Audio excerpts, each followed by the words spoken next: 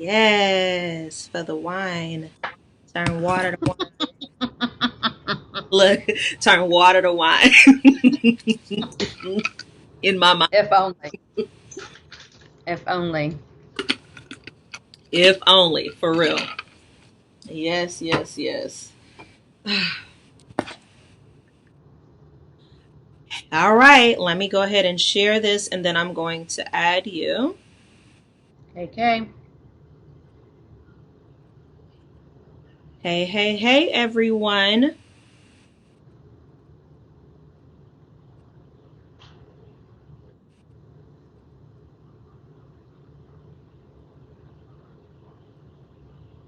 Hey, Miss Amy.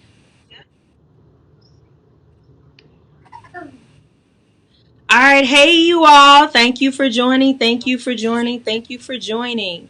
And then if you turn your volume down on your phone, then it won't like cross over. Yep, I just did that. Awesome. Is this can you hear it? Let me see.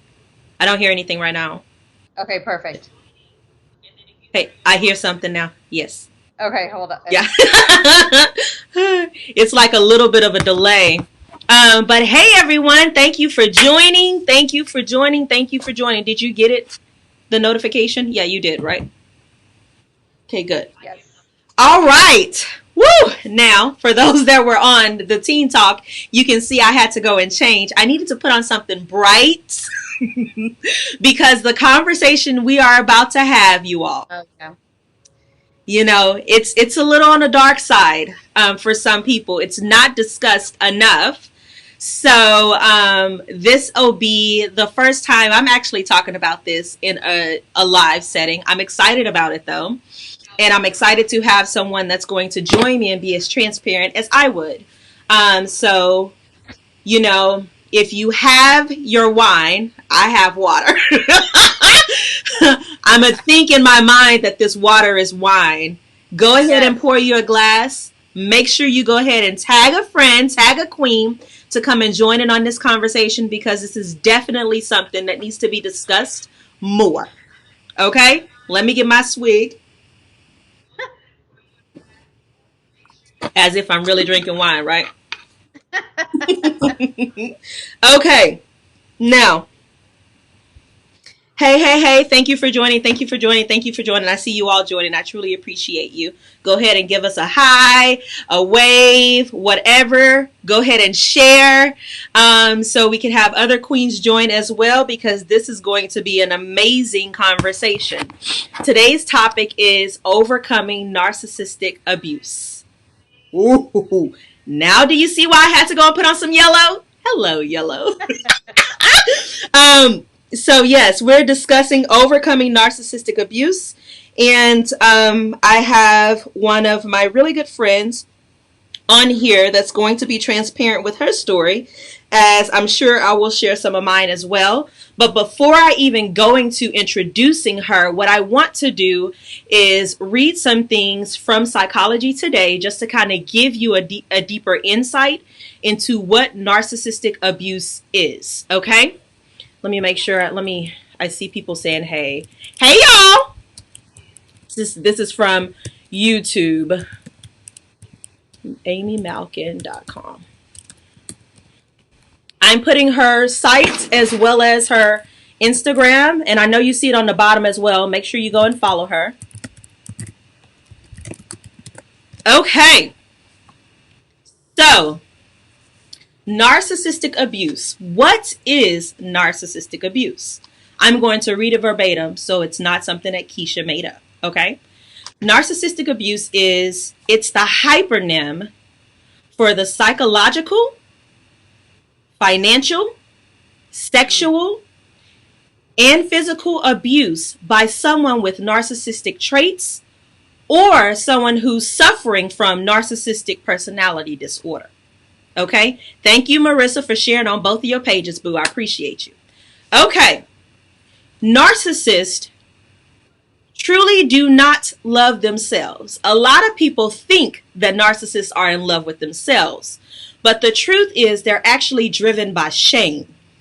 It is an idealized image of themselves that they are in love with. The image in their head that they actually think they are.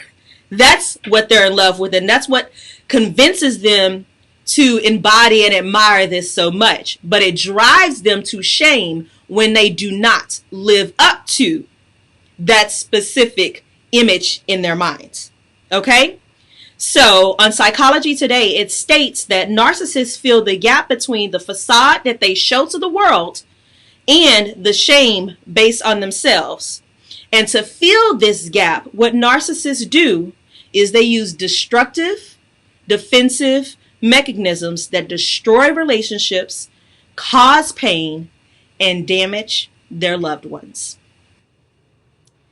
Just to make sure that I underscore this, narcissistic abuse does not happen just in a relationship with your spouse. Narcissistic abuse carries over to relationships with family members, with friends, maybe in a position that you worked in.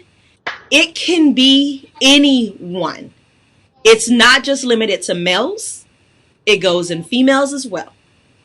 And the conversation that we're going to have today, I'm going to actually interview Amy on overcoming narcissistic abuse. She's going to ask me questions as well. But we're having this very transparent conversation because just as both of us were at once in our lives, we did not know that that was the relationship that we were in. So hopefully having this conversation, someone may be watching and they hear all of the things that we're describing and they say, that's it. That's what I'm dealing with. And hopefully us sharing our testimony, sharing our story, giving you deeper insight will allow you to gain the help to get out of that situation and heal from that situation. That's what this conversation is all about. All right. And my guest for today, take a drink to that. Take a drink, baby. My guest for today is Miss Amy Malkin. She is an amazing international artist. I know most of you have seen the work she did of Creed and I, which I completely love. She has some painting behind her. I put some on the flyers, as well as I shared her website, so please go and support this artist. She is based in Houston. But Amy, go ahead and share a little bit more about you. Man, I don't know. I think you did a pretty good job. I don't know. I don't want to waste any more time introducing myself. I say let's just let's dive into it. You know? Okay, yeah, look, I'm ready. I think you did a great intro. Awesome sauce. Awesome sauce. So diving right into this, once again, if you're just joining, because I see some new people joined, hey, go ahead and share this, because this is a conversation that will definitely need to be shared with more than just you. Okay. Amy, when did you realize you were in a narcissistic abusive relationship? So there was it steps to it. I realized I was in an abusive relationship when I started noticing discrepancies in what he was communicating to me and how I was feeling. Like he would say things like, you have daddy issues. And I don't have daddy issues because I have a great relationship with my father. He didn't abuse me physically, sexually. I mean, if at the drop of my hat, if I was to call my dad and be like, hey, literally true story, I was driving at 3 o'clock in the morning, I didn't pay attention and I ran into the bumper, into the road, and now my car is wrecked and I need you to come get me. And he'd be like, oh my God, I told you to drive carefully. And okay, I'm coming. Yeah. He'd give me a mouthful, but he would still come. I remember I wrecked my car on the way to college, and they drove 3 hours to make sure I was okay. So, I mean, little things like that, he would start saying things, and I'm like, this is not right. And I would communicate with you, Keisha. I would communicate with some other friends. And y'all would plant seeds in my head saying, this is abusive. I don't know. I don't remember the conversations back then. Maybe you remember, Keisha, if you used the word of narcissist. I don't remember, but I do remember you saying this is not right and he's abusing you. Mm. And that's when I started having my aha moment. Um, his ex-wife had used the word narcissist around, but I didn't really understand the meaning of what that was. Just one second. Okay. I have a dog and a 2-year-old, so I may Yeah. have to interrupt sometimes, you guys. So, And listen, I'm a single mom, and some of us on here, we have to do this. So I'll we know. got it. Go ahead. So I think that I fully understood I was in a narcissistic, abusive relationship when I was ready to exit, and I started doing research what narcissistic abuse looked like. Yeah. And then, so that was when I was on my way out. Yeah. But talking to women, talking to some of my friends, some stuck around like Keisha, who were like, you know what, I understand what she's going through and she's not making sense, but I was at this place Right. once upon a time, so I have to be patient with this person coming into being woke around what's happening in her reality. Yeah. And then I lost some friends who were like, I really can't deal with Amy. Like, she keeps going back and forth, and she's 1 minute she's strong, 1 minute she's weak. And, I lost some friends through it all, but it's part of the process. It's part of the process. And just to make sure I make this clear for a lot of people, abuse comes in so many different forms. Like, it's Right. not just about physical or emotional. I mean, it's so much more. And I just want to give a little bit of that. So abuse may be emotional, it may be mental, it may be physical. Hey, Zinny Poo. We're talking. Say hi. Hi. Okay, now go bye-bye. Bye-bye. Bye Okay, bye. Bye-bye. It may be emotional, Bye-bye. it may be physical, it may be financial, it may be spiritual, it may be sexual, it may be the types of abuse may be verbal, manipulation, emotional, gaslighting, competition, person who always trying to compete with you when y'all not on the same level, negative, contrasting, sabotaging, isolation, privacy invasion, neglect, exploitation, objectification, withholding. And that's just a piece of what abuse looks like. The different types of abuse. There's so much more. And Amy, you had said, you didn't know if I said the word narcissist to you or not, but I didn't. What I did tell you was he's abusing you, because I knew what abuse looked like. Mm-hmm. Now, I was learning what narcissistic abuse was during that time frame that I told you. And honestly, I became open to what a narcissistic abuser was actually at my very first Teen Kick retreat. Oh, My wow. very first Teen Kick retreat, JJ, who will be on here a couple weeks later. But JJ on the mic, you all may know her. She's been in radio for forever. She's a celebrity MC from everywhere. But she came and spoke to the girls, and she was talking about the signs of narcissistic abuse. And when she was doing that workshop, I was like, oh my gosh, that is it. Mm-hmm. That is it. And then I attended one of her events, and her events was about helping women overcome that type of abuse. So It's through really subtle. that's what it's very Narcissistic abuse is really subtle. So when you like, I don't know, like, maybe you've shared your stories. You are in I an haven't. abusive Some of relationship currently, and you share your stories, and then these women would be like, oh, I would never allow that to happen with me. I'm too strong for that. I'm too good for that. Blah blah blah. But what they don't realize is all the grooming that happened prior to the abuse. And then all the psychological manipulation and all this illusion that happened to the point where you start accepting the abuse because you feel like you're the blame for it happening. See, they don't realize all of that. Yeah. But what you also have to do is just be a little bit more kinder. And that's what I had to learn, was to be more kinder and compassionate during that entire process of realizing, wow, I was in an abusive relationship. And it's okay. And now, what are my takeaways, and how do I navigate through that from now? Yeah. But that abuse, it wasn't. What I learned was that what you just stated was 7 different types of abuse. Yeah. The two main ones is what we recognize in society, which is physical and sexual. Yeah. We don't recognize the Yeah. mental, psychological, emotional, financial, discard, all of those Yeah. abuse, which was what I was experiencing, all of the above minus the sexual and physical abuse. He never hit Yeah. me. He never was like, hey, you dumb B Yeah. word, blah, blah, blah, blah. He never was verbally abusive. It was very like passive aggressive, like, yeah, I know I gave you this commission because I want to support your dreams and, make sure you make it as a big artist, but I didn't really like the design. It wasn't really great Yeah. aesthetics. And then I'm like, well, then why did you give it to me? Oh, well, I'm supporting your dreams. Like, I want to show I'm supportive. Like, it's like, it was like one or the other. So in the same breath, he was making me doubt my skills as an artist, but then he was also making me feel like he was giving me these opportunities that I wouldn't be blessed with if it wasn't for Otherwise. him. Yeah. Exactly. Exactly. And I'm so happy you brought that up, Amy, because, you know, you truly do not know. You truly do not know what it looks like until you've actually experienced it. You Mm-hmm. truly do not know. And you have to be so careful what you pray for. I've said this before.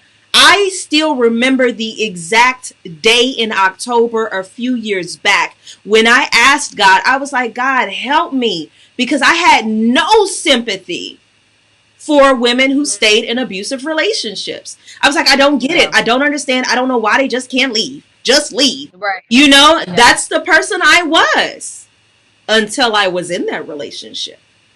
And the truth So then is, would you agree that you don't have to be weak? you don't, A it has strong nothing woman to do with who being has weak. money, who has her career together, can Nothing to do easily with be weak. caught up in an abusive And here's relationship. the thing to that though.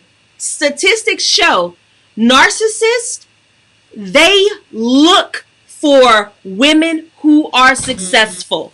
They look for those women that fit the mode of what they want to be.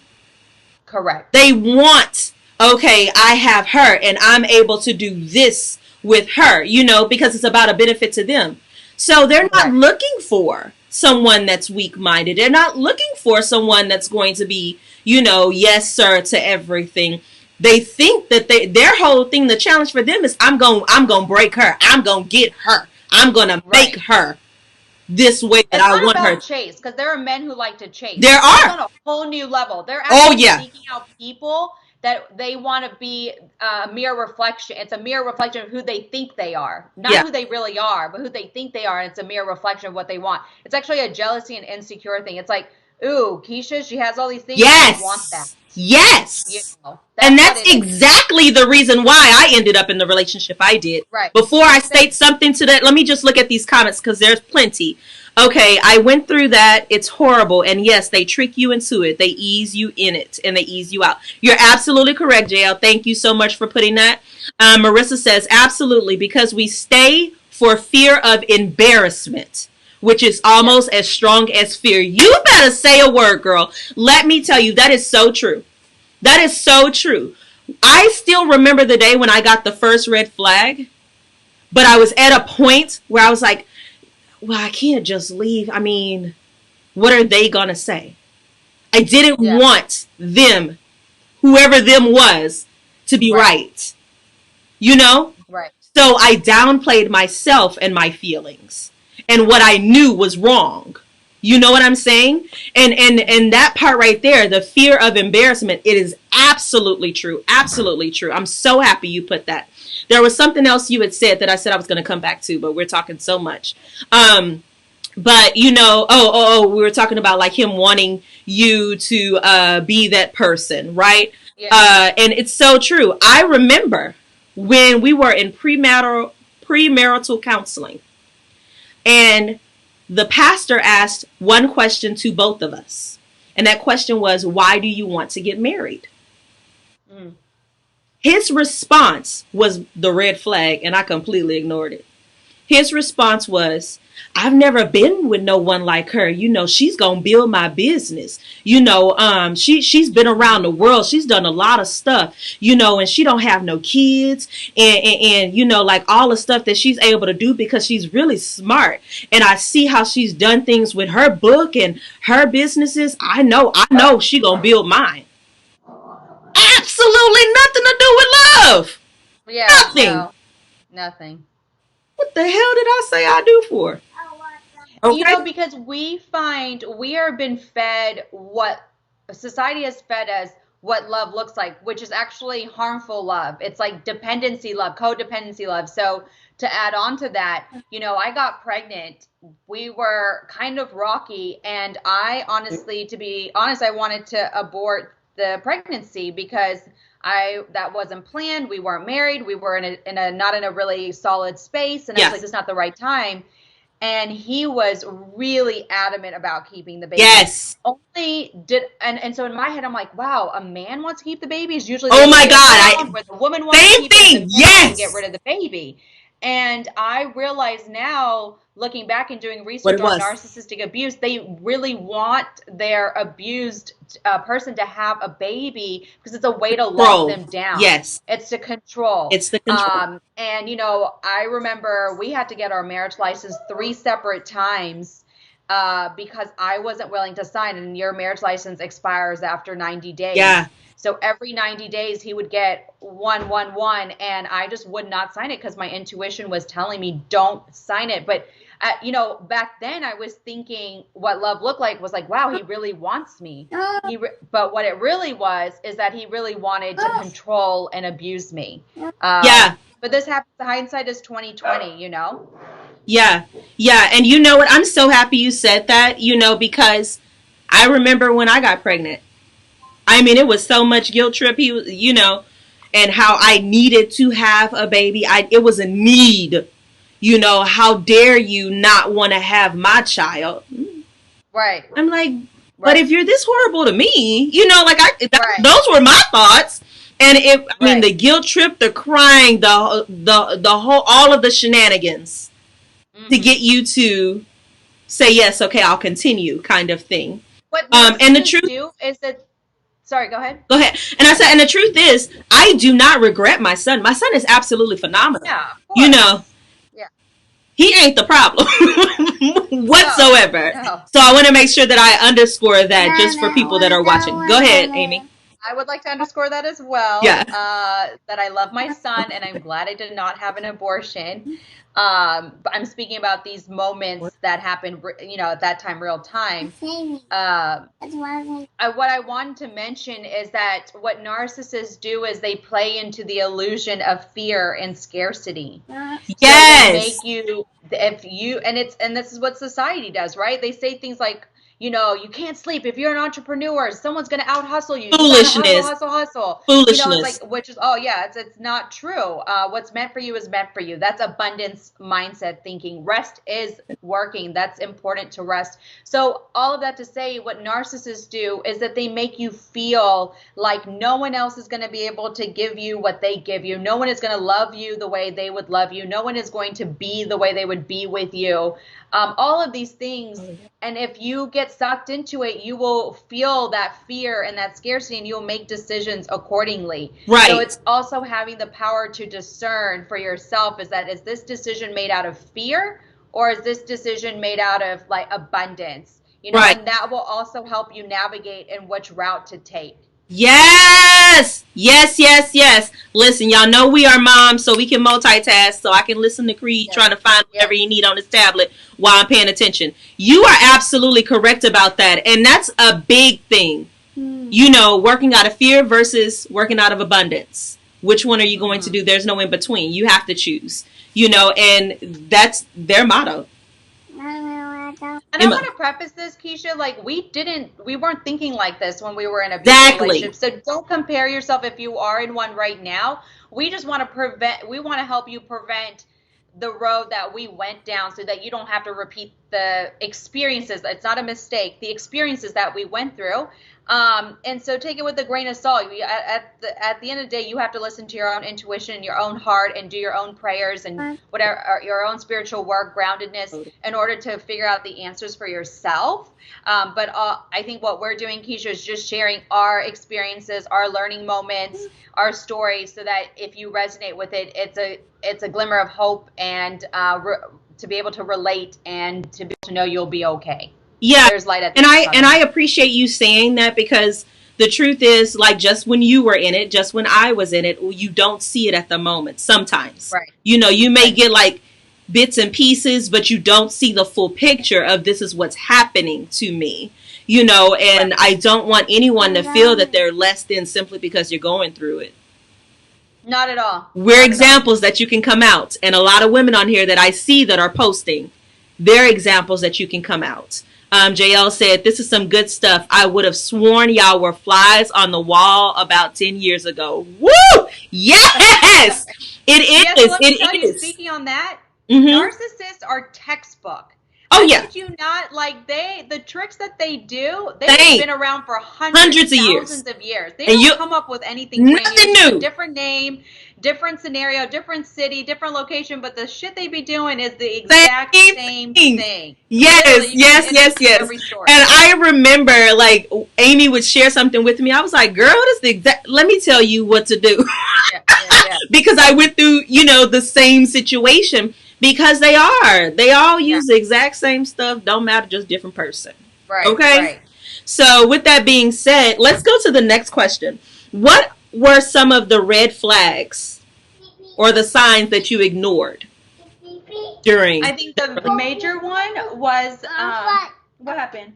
Poo-poo. You need to make poo-poo? Pee-pee. You need to make pee-pee? Poo-poo. Okay, he's playing with me. Poo-poo. He knows now that that's how to get my attention. If he wants me to get up out of my seat, he just So you can go do whatever? Yeah.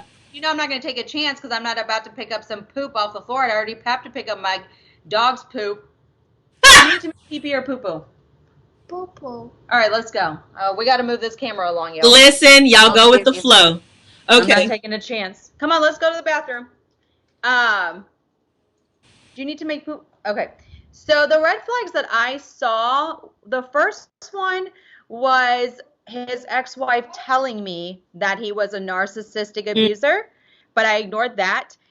When I met her, she told me of all the dirty, abusive things that he had did to her. Oh, wow. And I didn't really understand. I just took it with a grain of salt, right? Sorry, guys. That's okay, baby. So she told me literally every dirty thing he did to her. I went back to him and asked him of every single scenario, like what happened here, what happened here, and that was, now hindsight being 2020, that was the wrong move, because what narcissists are, they're con artists. They know how to manipulate. They are PR agents, okay? Come on. They know how to manipulate and rewrite a story that makes them look good. So I honestly believed his reasoning for all of those scenarios. It was a good at least 10 scenarios that I needed him to clarify what happened between him and his wife. And I was like, okay, well, I get that. That was the beginning signs of it. And then I really started noticing his signs, and it was blatant and obvious after I got pregnant, because by then he already captured this butterfly and put it in a box. Yeah. So the discard process was starting to happen. That's when my calls were a little bit more frequent to you, Keisha, and to a few other people, where I'm like, this is not all making sense. I also want to add that FYI, if you were deciding to leave your abuser and you didn't leave, it's okay. On average, it takes 7 tries to leave your abuser. Keisha knows personally from my story that I tried leaving. I remember she had asked JJ for help to get me an apartment, and then I declined. I think maybe you experienced maybe 3 or 4 of my attempts to leave before I actually made the move. Yep. So don't beat yourself up about being wishy-washy. It's a mind fuck, at the end of the day, And it's so interesting. I'm so happy you shared that part, because I recall those times. It was about 3 or 4 times. And each time there was a part of me, I was like, God, I just want her to get it. I want her to go. But then because I had been through it. I had been through the manipulation, because they're master manipulators. I had been through me leaving and then returning. Me leaving and then returning. Me leaving and then returning. So I knew the struggle. So the struggle, it wasn't about shaming her. It wasn't about, talking about, how horrible she was to stay, or you need to get it together. It was about, how can I pray for you? What can I do for you in this moment? Whatever that is, even if it's just a ear to listen, let me be that. And I would say, do you want me to say anything or do you want me to listen? It's so important to ask that question because sometimes when you're in it, you're not ready to hear. You know? True. You're not ready to receive it. You have to be ready to receive it. Right. And, if you don't actually ask that question, it can be damaging to your relationship with that person, and you don't want that, So I wanted to make sure I shared that. Yes. Keisha and I, we've gone through our own kind of clarification with our own communication with each other during these like very sensitive moments. Yeah. Where I am saying, yes, I want to hear what you have to say, and you're telling me something. Well, you really don't.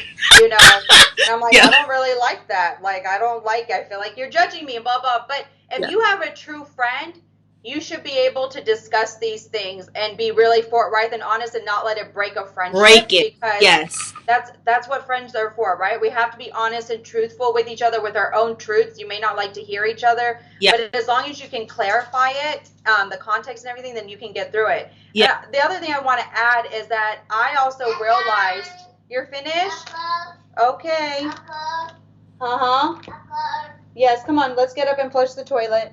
For those that are just joining, because I saw some people just join, we're single moms. You got to do what you have to do. So her son had to go make poopy, so that's what she went to do. So y'all just continue to give us grace. It's also realizing that you need different friends for different things. Keisha, I realized that Keisha for me was someone who's going to give it to me straight up. Like I'm about to drink bourbon whiskey straight up.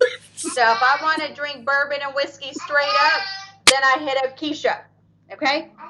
If I want a little... What, baby? No what? Okay, I'm putting here. Nobody's watching you. Nobody can see you, baby. He's very private about... Yes, good, Zinnie Poo. You don't show nobody else stuff. Yeah.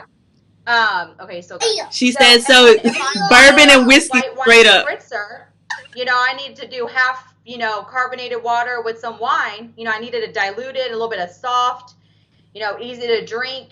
Then I knew I needed to call my friend Stephanie. Yeah. Would be a little bit more compassionate, a little bit more loving and gentle with me and nurturing.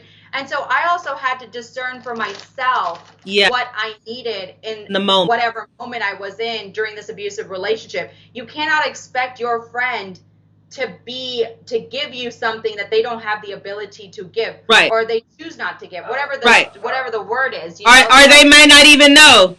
And I mean, honestly, and when you know yourself, that's a whole nother thing.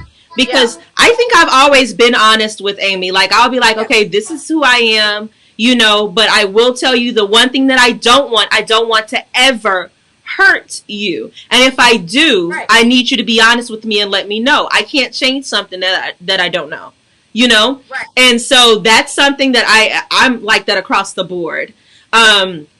Oh, hey, Gina, thank you for joining. But, you want to make sure that, just be honest, know who you are, and then being able to communicate that, but be willing to change where necessary because change is inevitable. So there are things that I've had to learn how to soften the way that I speak in certain situations. I'm okay with that. And when somebody tell me that I've hurt their feelings, I'm not like, well, I wasn't trying to, I'd be like, I'm sorry to hear that, Yeah. Can you explain? And a lot of times I'll be like, why didn't you tell me in the moment? Like, but, neither here or there. I think it's really great. Let me read some comments while you clean him. Oh, thank you, Ricky, for joining. Ricky says, amazing stories and opportunities for healing and growth. Thank you all for your strengths. Oh, I appreciate you. And actually, I hope he's okay with me saying this. This is one of my really good friends. But, I mean, he's a male, and he dealt with narcissistic abuse. Like I tell you, it's on both sides. It's not one or the other, But so, anywho, let's go back to Amy. All right, Amy. So, let's see. The next question I have for you which you kind of shared. The question is, was it easy to get out, and what was the turning point? Like, when was that moment where you were like, okay, enough is enough, and I'm done, and there is no going back? When was that? I mean, it took me, probably over a year to actually leave. I knew I wanted to leave him after I got pregnant. Probably I was like 3-4 months into, no, I probably 6-7 months into my pregnancy. I'm gonna just shout so you can hear me, but Yeah. I won't be in the camera. Go ahead. And I realized that I wanted to leave, so I was trying to make an exit plan to leave him. I was like, let me collect. I was like, let me collect some dough, because I was also financially abused by this guy. Yeah. We were both artists, and he basically promised me a career in public art. And so what he was doing, he's been in the business for 20 plus years. He was subcontracting me for a lot of his projects. Mm-hmm. So my business was thriving off of one contractor, essentially. Yeah. And so I was like, holy cow, if I leave him, where am I going to find money to provide for myself? Yeah. That was one. I was getting financially abused. What they also do is that they isolate you from your friends and family. Yeah. Isolation. They turn you against them. Huge. Yes. And so mine what worked out in his favor was that I'm Indian. So for me to be with a black man was already frowned upon with my family and my culture.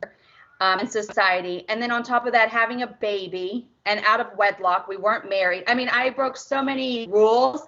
My dad disowned me. So we didn't talk for almost 2 years. I had a relationship with my mom, but my mom, out of respect to my dad, had to do it, secretly with myself. Yeah. So I didn't even have family support when I made the decision that I wanted to leave this man. Yeah. So I was a little bit hesitant. I just kind of laid low and kept quiet. I was also getting sexually abused by him, but in this way, not that he was forcing himself upon me, but I wanted to have sex and he would deny me. Denying, that's a part.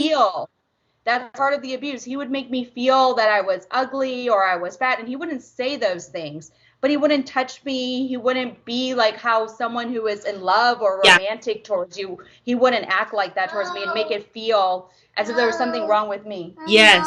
What, baby? Yes.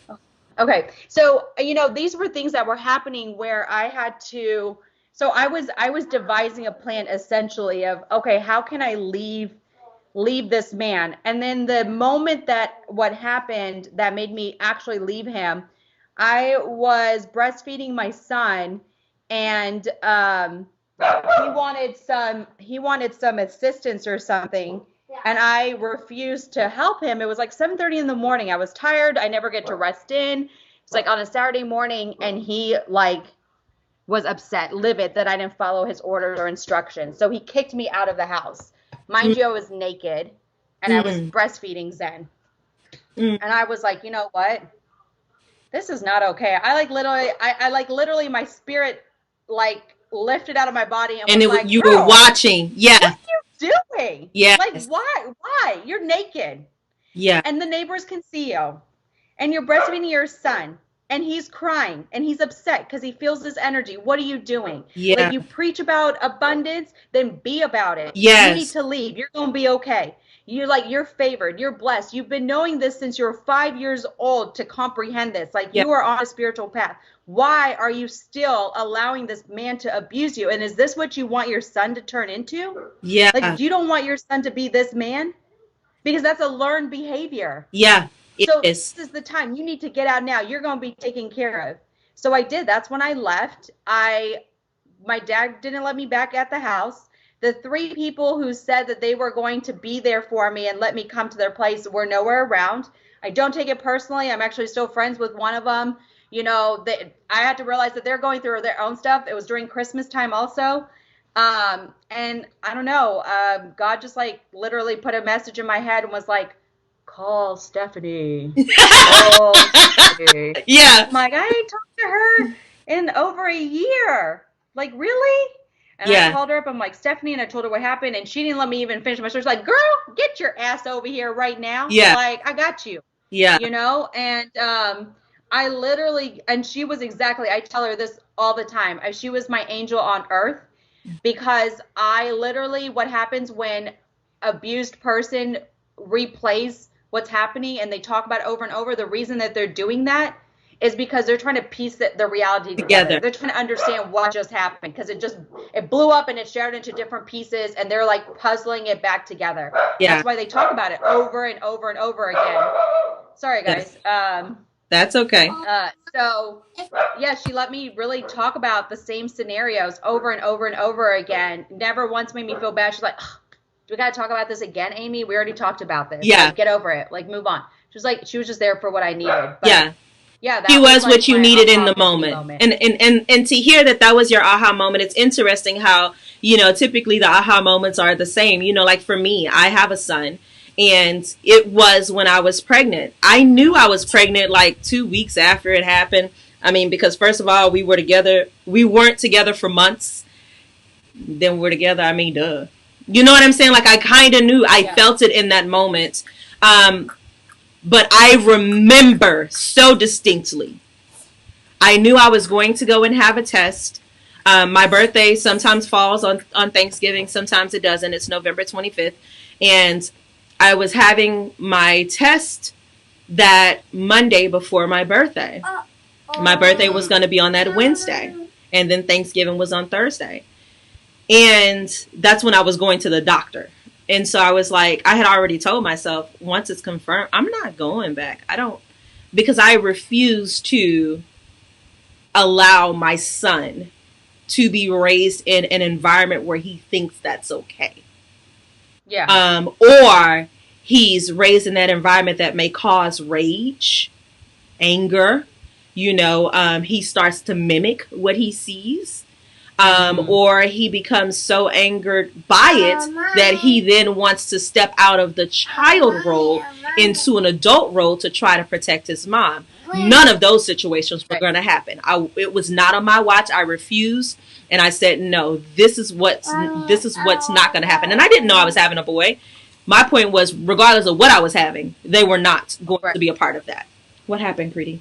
Yeah, I think that, it's some of the resistance in leaving, especially for a female that's being abused by a male and is having a baby, is that they feel like it's better to be in a 2-parent household because that's what society tells you than to be a single parent. Yeah. But I realized fast that I would do more damage to my son by staying in an abusive relationship versus me being a single parent and getting the training and the proper morals and ethics instilled in him as a single mother. And there are plenty of examples we have in this world of amazing human beings that have been raised by single mothers. And like for one, I don't want to get political, but Kamala Harris is one of person that was raised by a single mom. So I mean, just saying. There's so many examples of that. Yeah. And Amy, I remember the moment I was crying. I was actually talking with my brother.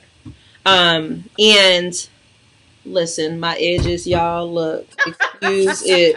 Okay. But I was talking with my brother, and it was the moment I found out I was having a son. I didn't want to have a son, not because, I didn't feel like I could have one or something.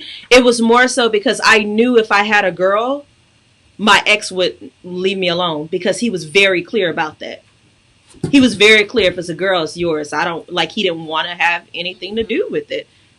Wow. He has a daughter.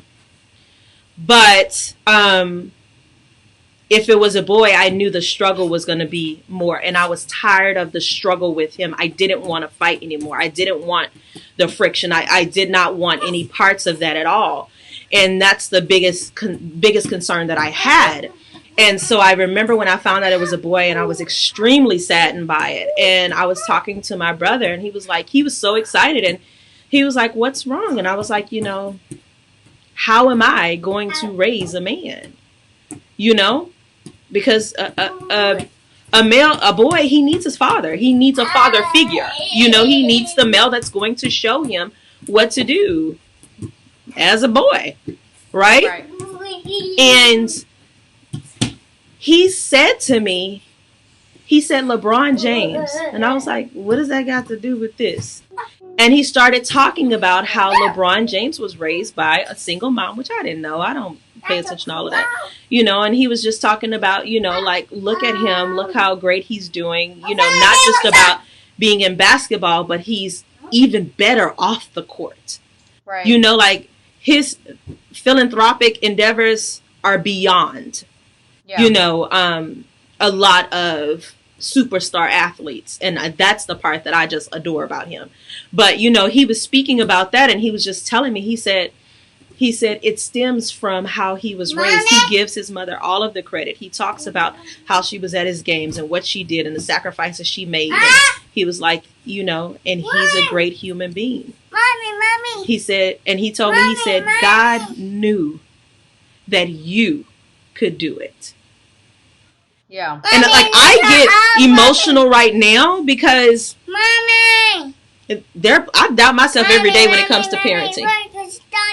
It's okay. You can get it. Just but, being you know, your closest friends, Keisha, I admire your parenting. Yeah. And also, because we parent similar, so if I'm dissing your parenting, then I'm low-key dissing my parenting.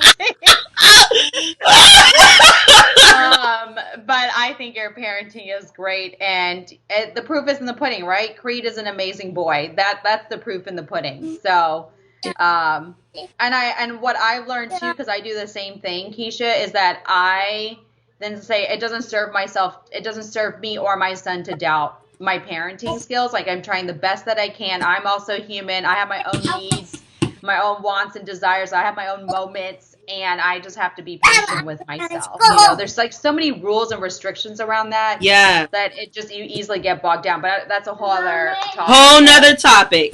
So now that we've talked about a lot of the heavy, which I'm, you know, trying to hold back my tears, let's talk about the overcoming part.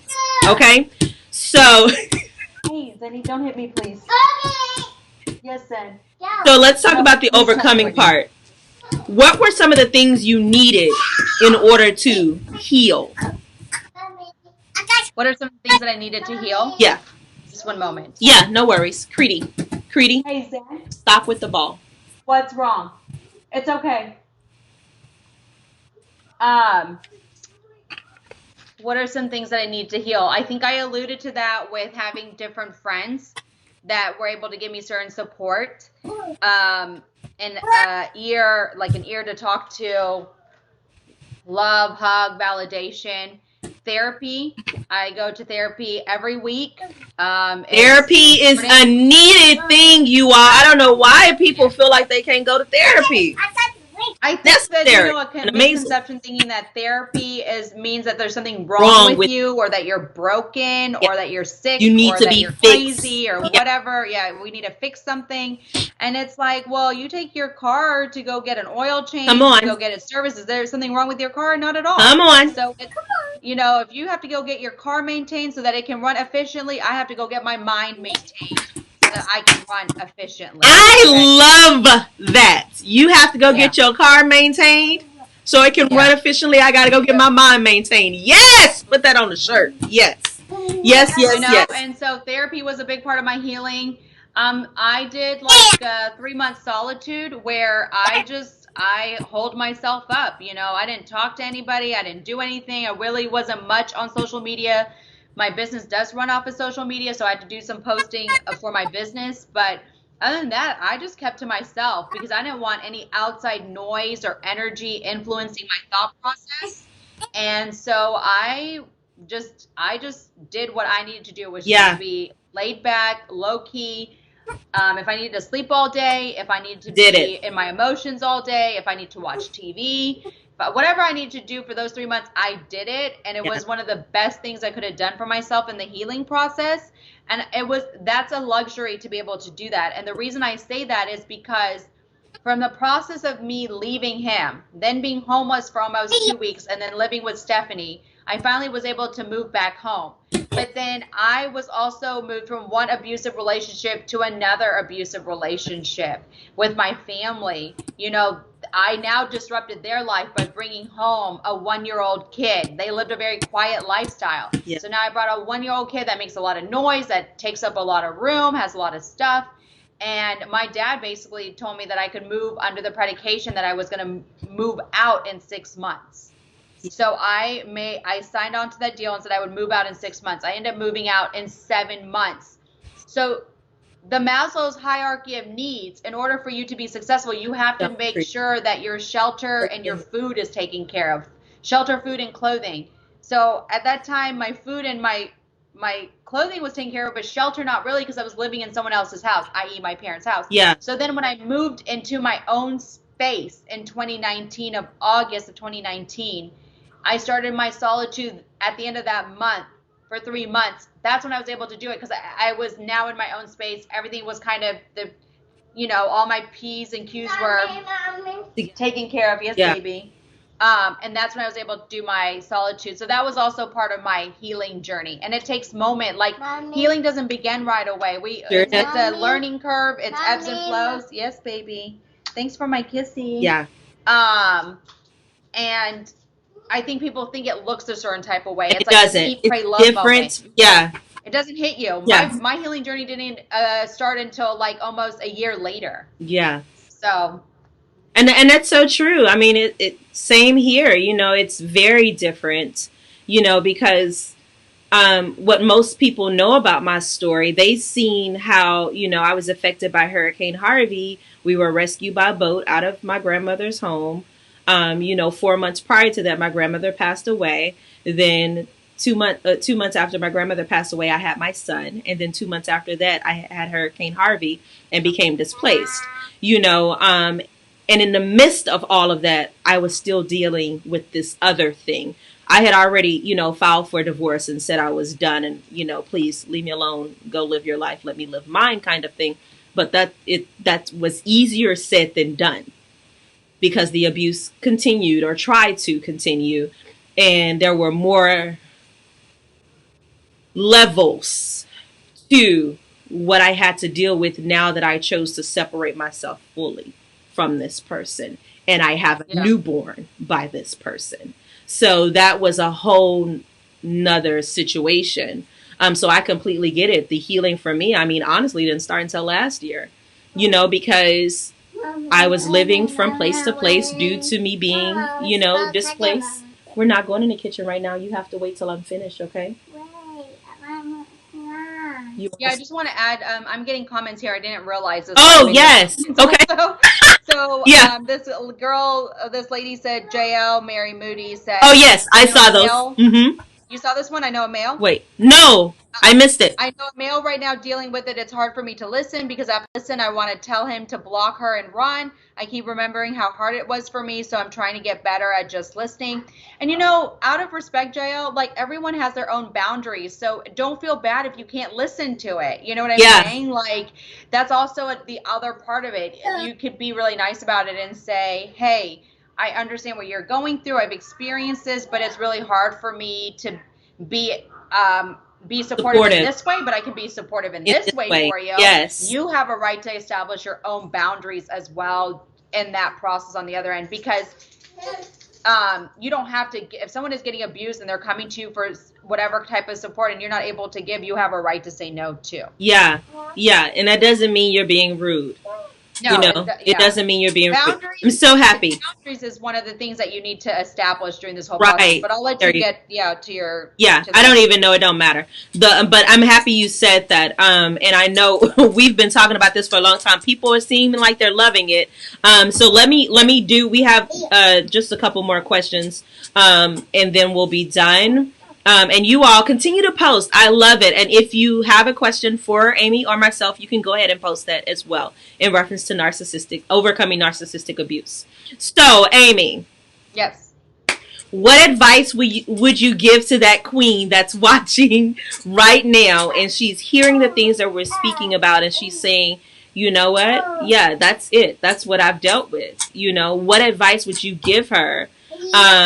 That's currently realizing that this is the relationship that she's in, an abusive one.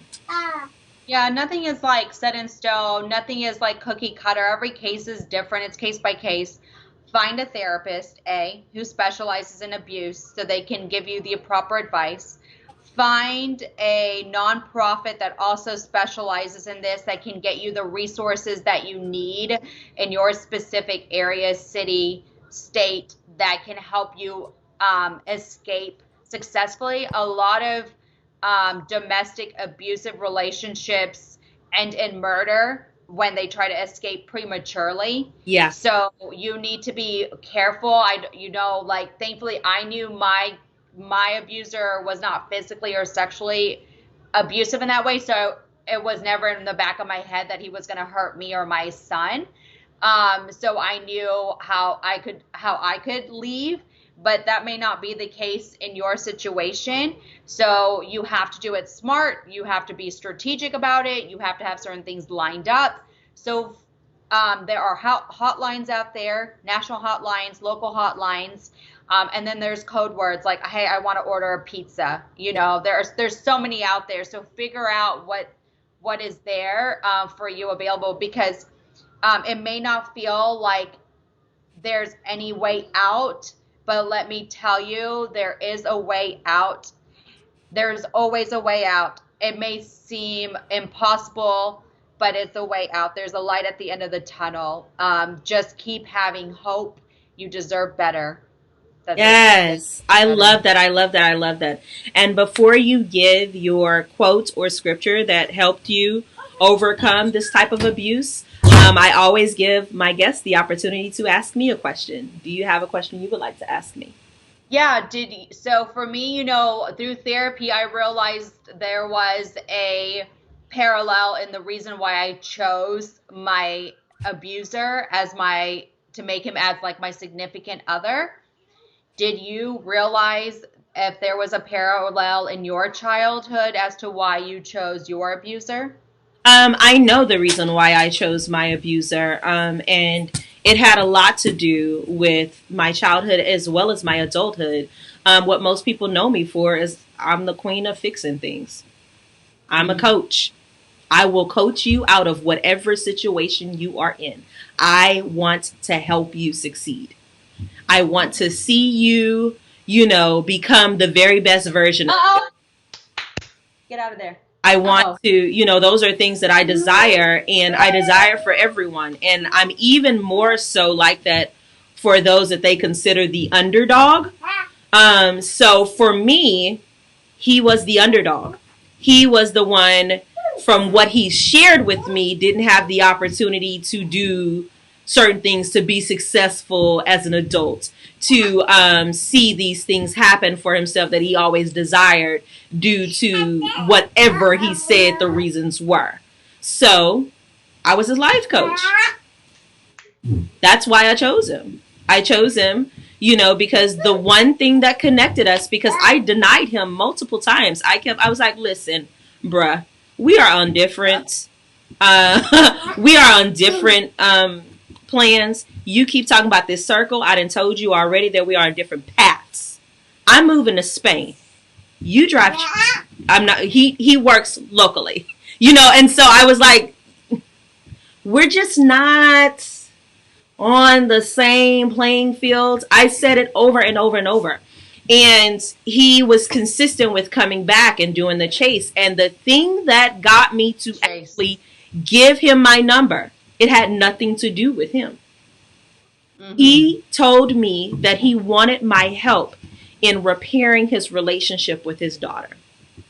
Oh, wow. He cried. He told me about why their relationship, well, I don't know if it's true or not, but he told me about why it fell apart when she went to college and how much he missed her, and that he really wanted to repair that, and he didn't know how. And he had saw what I was doing with the community, because I had spoke that day at an event, and he was like, and I see the power that you have with these children, with these teens, and if you could help me, because all I want is that relationship. That's what he told me. And it was under false pretense. It was under false pretense. That's what he shared with me. And that's why I gave him my number. And that's why we connected. And every time that I would bring her up, because I was like, okay, so when are we going to talk to her? And I was trying to do what I do. It never happened.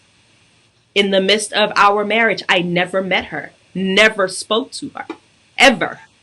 I know her. I know of her through other people, He's but I'm trying to keep a never. straight face, but you have a little helper there that's fixing up your back. Hey, sister. He's slow. He's trying. Creedy, I Because see you, boy. he I knocked see it you. He's over. trying. Yeah, But he's yeah, trying. So. so that's the reason why that I chose him. I chose him because I wanted to help.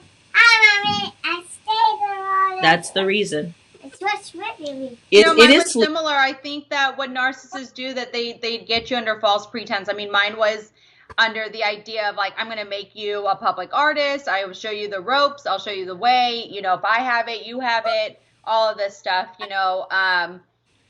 And then it goes back to scarcity versus mindset. At least it does for me in my example.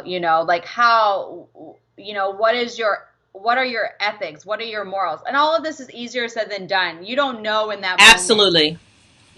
So now I can be a little bit more discerning when I'm dating now to Yes. realize. But I want to put it out there. So I follow Ricky. Oh, my friend. Is he still on, Ricky? Ricky, yeah, he's on. That's my friend. Ricky, I actually we've never met. Oh, okay. I saw him, and I'm being very, and I know he's in a relationship, so I please don't take he's this disrespectfully. married. He's married. So please don't take this disrespectfully, Ricky. But I saw him at a Ross, and I was like, "Damn, who is that?" Listen, I've known him since I was a child. So then I think Ricky, you had your car wrapped or something like that, and so I was like, okay, I'm about to follow him, and then that's when I realized that he was engaged or something. He wasn't married yet, and then he was married. So I never made a move or anything. I'm very I'm respectful about those kind of things. And then I realized that he was actually a personal coach, so I was watching what he was talking about. But what I would be interested in knowing is finding, so you mentioned earlier, because I didn't know this about him, that he was in a narcissistic abusive relationship. How do you, prior to his marriage? I would love for you to bring him on as a guest to talk about, from the male perspective. Open to this, I'm putting you all on the spot, to talk about how do you get a place from being abused and hurt to a place to be discerning during dating, to then be able to decipher that this is a good person that will take care of my heart and that I won't be abused. And the reason I mention that is because what abusers do is that they create an illusion that they're your Prince Charming. Yes, baby. Yeah. Give me 5 seconds. Okay, Mommy will get it for you. Give me 5 seconds. Okay, thank you. Hi, Creedy. You want to say hi to Zen? Hi. These are best friends. They do Zoom chats. Yes, they do Zoom chats, y'all. They have conversations and play and trampoline and all that business. So I would be, because narcissists put on an illusion to be your Prince Charmer. Yeah. Yeah, that's Creedy. Yeah, say hi, Creed. Hi. How do you decipher that it's not an illusion and it's reality? Ooh. So I would be curious to hear on a male perspective from Ricky. That's a good one, Ricky. You hear that? I'll text them afterwards. Yeah. I think that's really good. Like he and I've had sidebar conversations in reference to his experience. But I think it would definitely be a conversation worth having, especially on Queen Talk, for him to come and share it from King's perspective. Yes, for sure. I love that. So I'll make that happen, you all. You hear that? I'll have Ricky come on and be able to share that if he's open to it. I don't want to say he is. Okay? Look, Zen's laughing because y'all both are being silly. All right, so you all know we're wrapping up right now. So what's the quote or the scripture that helped you to overcome narcissistic abuse? Okay, I'm going to Down. You You did tell me this, but this is it. This is the poem that I kept reading. Okay. All right, Mommy. Can Mommy read this poem, please? Okay, I'm going to read it to Creed. I am becoming the woman. Hey, Zenny, you have to let me finish reading this, okay? No. Okay. No. All right, Zen, then I have to put you down, son. Stop. Okay, can you let Mommy finish? No. Okay, we may have to post it. It may not happen. Just a second. So, I am the woman. Hey, Zen, I don't want to school you here in front of public, but I will. Do you want a spanky? Do you want a spanky? No. Then let Mommy talk. No. Are you saying no to Mommy? because you're about to get a spanking. Oh, mommy. Mm-hmm. I am becoming the woman I wanted. Gray at the temples, soft body, delighted, cracked up by life, with a laugh that's known bitter, but past it got better. Hey. No, she's a survivor. That whatever comes, she can outlast it. I am becoming a deep weathered basket. I am becoming the woman I've longed for, the motherly lover, with arms strong and tender, the growing daughter who blushes surprises. I am becoming full moons and sunrises. I find her becoming this woman I've wanted, who knows she'll encompass, who knows she's sufficient, knows where she's going, and travels with passion, who remembers she's precious, but knows she's not scarce, who knows she is plenty, plenty to share. It's nice. Send that to me too. Can you I will. send it to me? I'll definitely be able to post it for them to read afterwards because I know we had distractions from the boys. Yes, girl. Yes. Well, Amy, I truly appreciate you coming on, being so transparent with your story, having this conversation. I know it will continue. Yes, part 2 for sure. There is so much more to discuss. And, I'm looking forward to even Ricky joining and other people because I do have other people who have overcome and that talk about this. Because this is definitely something that just can't be discussed in an hour. But I appreciate you. You all please support Amy. If you want some of her work, go to amymalkin.com.